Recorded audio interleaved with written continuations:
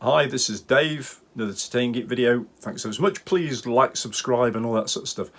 Now this week we're bringing to you the review of the Suunto 9. Thank you very much Suunto for supplying this for some weeks for testing it out. We've had loads of stuff on test and all the time I've been wearing the Suunto and trying to put my thoughts together in some sort of sensible way of explaining how you get the most out of a watch like this. It's a really complex thing. I've commented before, you can't really compare it, and I think we can sort of get ourselves into all sorts of trouble trying to compare one thing with another because they're all quite often very different and made for unique markets. So this is the Suunto 9. I've had it on my wrist for some time. It does loads of things. It's really an adventurer's watch. It's really for those people who do multi-sports, who do ultra running, who do ultra cycling, who do canoeing, who do all sorts of things. So if you mix your sports up or you do one sport and you do a hell of a lot of it and you need something that has huge battery capacity, has navigation settings, this watch is the watch for you. It is really, really good. So let me just explain some of the features that the watch has. It will do normal everyday life stuff, for example, all day stress and recovery, body resources, sleep detection, sleep analysis, sleep coach, physical activity score, sleep quality assessment, quick overnight recovery test, and your fitness age, which might be depressing or not.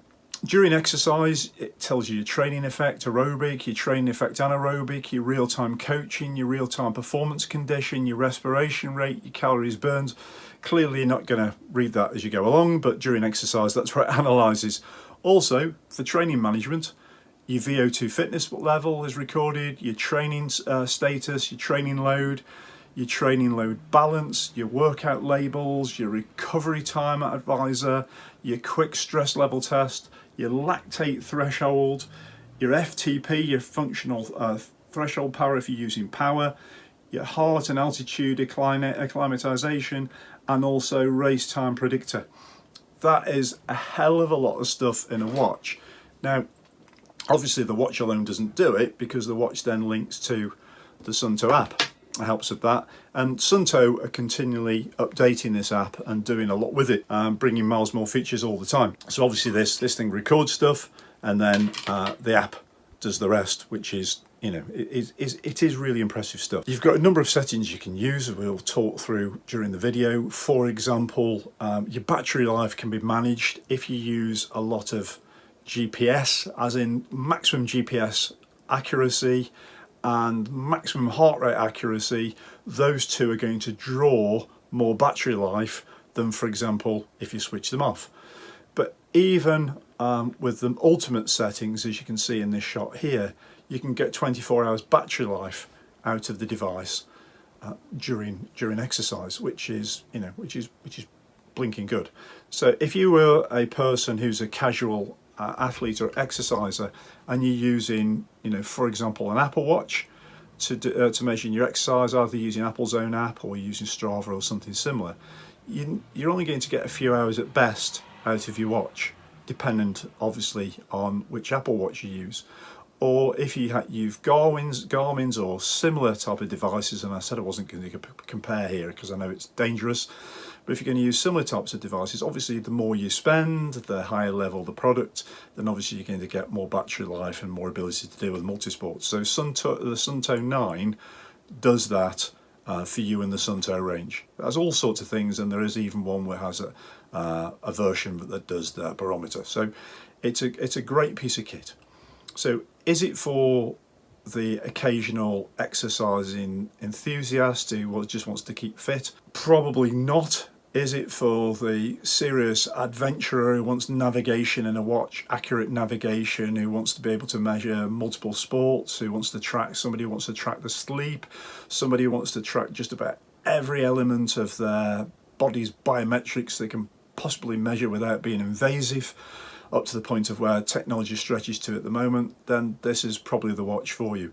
Or you just might be the sort of person who wants to wear this watch that people look at you and think, wow, that's a real action person. It really is a serious piece of kit, and for that purpose, circa £500, really worth its money. One of the things I really like about the Suunto is the app. It's a cracking app, particularly, as you know, with things we've tested in the past. For example, the Stages Cycle computer, they want you to contribute on a monthly basis to really unlock the app. Suunto don't want that. You're paying roughly £500 UK, you get in the watch and you get the app, and the app updates and you get the extra features and all that sort of stuff. That's it, you pay once, which I think is fantastic. What it does do, obviously, is links with partner apps, and those partner apps may or may not involve a subscription. For example, your favourite tools, Strava, Training Peaks, etc., are all linked via the app, and you can do your normal analysis through those. So, for example, Suunto has extra features that go into Training Peaks that are particularly useful for cyclists and runners. And I know, for example, if you pay Strava Premium, you get some analysis in there. Arguably, if you want proper technical analysis that is a level above Strava, you'd probably go for Training Peaks. But anyway, it's totally up to you which one of those you go for. For the serious adventures, the Suunto 9 is particularly useful. What you can do on the Suunto app is to throw up heat maps that show you tracks used by the Suunto community, which is a large and growing community. So you can see the best routes to take in particularly popular adventure spots. What I'm not going to do in this review is to tell you whether I'd buy this over something else, because it depends on the context in which you want to use your watch. As I said before, this is an adventurer's watch. Somebody wants something with serious battery life. It has 120 hours, most things switched or turned down or off, 120 hours maximum battery life, which is pretty incredible. It's rugged, it's tested in the most extreme conditions, so you've got something that's going to last, particularly if you're using adventure endurance sports. And also it's got really powerful training features, not just training features, it's beyond training features, as I mentioned before. Things I don't like about it, the screen can be hard to read. And this is with my latest reading glasses. With my reading glasses on, I find it difficult to look at, so I'm out running and I'm squint down. It's not the easiest screen to see. The menus, you really have to sit down, study the features of the app and the features of the watch. One great thing is Suunto have fabulous content, both in videos and in articles. You can't go wrong, and they communicate with you regularly as a user over email with useful links. So they keep that community type of feel going, showing that you just haven't bought the watch and they've left you on your own. It's really good content and incredibly helpful. So they're drip feeding you information all the time, so you get more out of your watch and app. But what you are going to do is to put some time in to study, to get a GCSE in Suunto, to get your head round. So for example, if you've always been with Garmin, you've been with Garmin from the start, and you've been one of those people who stood on your drive for 15 minutes waiting for the satellites to lock in on your Garmin, and you've been frustrated with the menus and you've worked your way around it, and each time Garmin have brought out a new model, you've bought it, and all of a sudden, slowly, baby steps along, you fully understand how Garmin works and you don't even have to think about it, and you swap to Suunto, you're in a different environment and you're going to find it more difficult. Also, if you're used to using an Apple Watch, you just choose an app that you like, obviously, and you just get on with it. So with Suunto, you've got to get in the system, know the system, understand it and find out how it works, and every time they do an update, read, because they're going to add more features, more beneficial features, and you'll get more and more out of the watch. So you are going to have to put that time in. So if you're one of the sort of people who just want to pick it up and just get going, you're going to find it difficult.